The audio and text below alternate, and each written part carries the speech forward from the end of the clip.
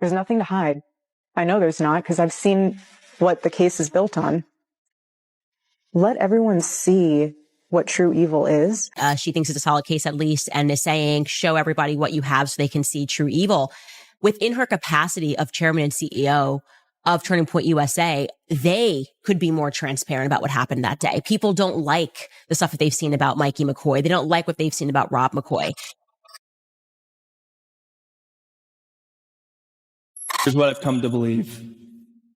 Courage is hope in action.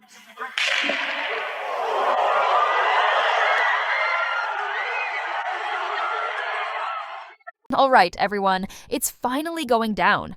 Candace Owens is putting Erika Kirk on blast and dropping some shocking receipts suggesting Erika might be part of a scheme to boost TPUSA Chief of Staff Mikey McCoy and set him up as Charlie's successor.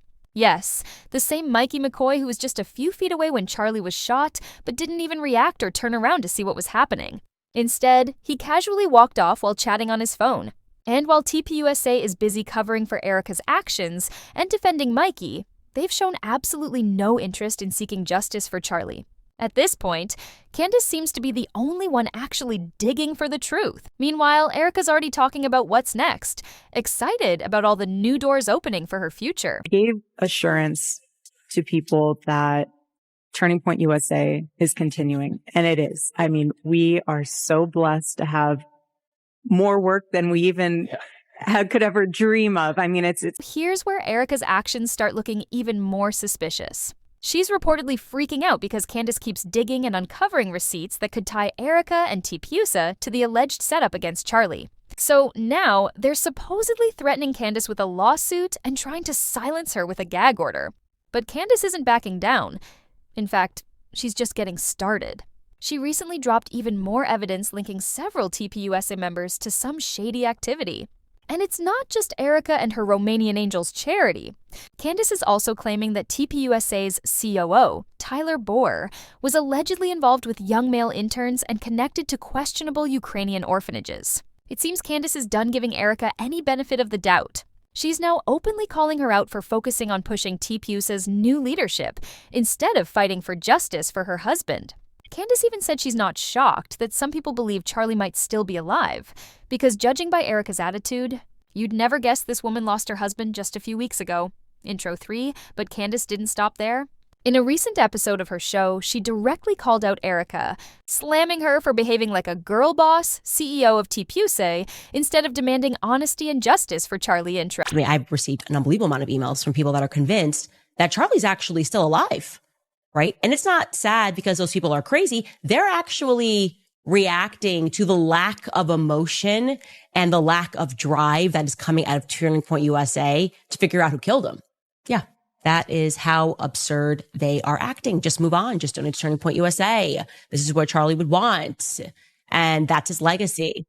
Then Candace pointed to Erika's recent interview with Jesse Waters, where Erika implied that she's fully accepted the official narrative surrounding Charlie's death and the alleged shooter. It would not have been my advice for Erika in a stage of grieving to go from being the widow to being the CEO and the chairman of the company. If I was running the company, I would have said, let's put in place an interim CEO, right? Someone below Justin Strife, I think, was the COO. I would have put in an interim CEO and allowed people to figure things out. There have been cameras all over my friends and family mourning. There have been cameras all over me, analyzing my every move, analyzing my every smile, my every tear. We deserve to have cameras in there. Why not be transparent? There's nothing to hide. I know there's not, because I've seen what the case is built on. Let everyone see what true evil is. This is something that could impact a generation and generations to come. However, Candace says it's suspicious how easily Erika went along with the FBI's version of events. Even though there are major gaps in the official story, Candace also hinted that the reason Erika isn't pushing for transparency could be because she knows it might reveal TPUSA's possible involvement in what happened on September 10th. The entire issue and the energy right now is that people, irrespective of what's happening on paper, don't believe the story. They don't believe the story. And you are, and of course, this is only a snippet of the interview, so I'm sure more will be said here. but I'm getting that you have seen the case. You think it's a solid case. She thinks it's a solid case at least, and is saying, show everybody what you have so they can see true evil. Within her capacity of chairman and CEO of Turning Point USA, they could be more transparent about what happened that day. People don't like the stuff that they've seen about Mikey McCoy. They don't like what they've seen about Rob McCoy. They don't like the history of Rob and Mikey McCoy and their involvement here. They don't like the video of Terrell. They don't believe what time text messages were sent or when the phone calls took place. Rob McCoy is lying. In the areas that you can control the transparency, I think doing that would be beneficial to Turning Point USA, because I don't think Turning Point USA is going to survive. Let's get into Typiosa and the people Candace is calling out. First up is Tipusa's chief of staff, Mikey McCoy, the same guy Erika praised during her very first public appearance after Charlie's death. And I'm watching. The minute Charlie was shot, he called me, says, "Dad, Charlie's been shot in the neck. Please call every pastor and pray." I said, "Okay, son." He has wits about him. He was just directing. He had blood all over him. So what exactly was the great Mikey doing on September 10th? He was standing right behind Charlie. But take a look at his reaction the moment Charlie was hit. Mikey barely even moved.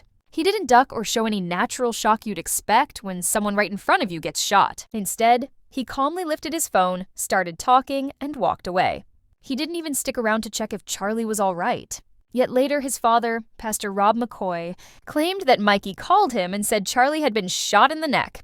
Also, another person who wrote us was telling me the story about Tyler Boyer's involvement in Maricopa County politics in general. What did he do before in Arizona? And yeah, it's just the kind of stories he said. He approached him several times about embezzlement. Tyler was hooking up with young male interns, or young male workers. And he didn't even care. He's like, I would go on record because all of this happened. And I had the proof that all of this happened. And everybody knows about Tyler Boyer at Turning Point USA. It's like an absurdity. But this is the person that is putting people into places of power at Turning Point USA. By the way, the fact that Pastor McCoy blatantly lied about Mikey being covered in blood is another strange twist. Why even make up something like that when the footage clearly shows otherwise? But here's where things get even weirder.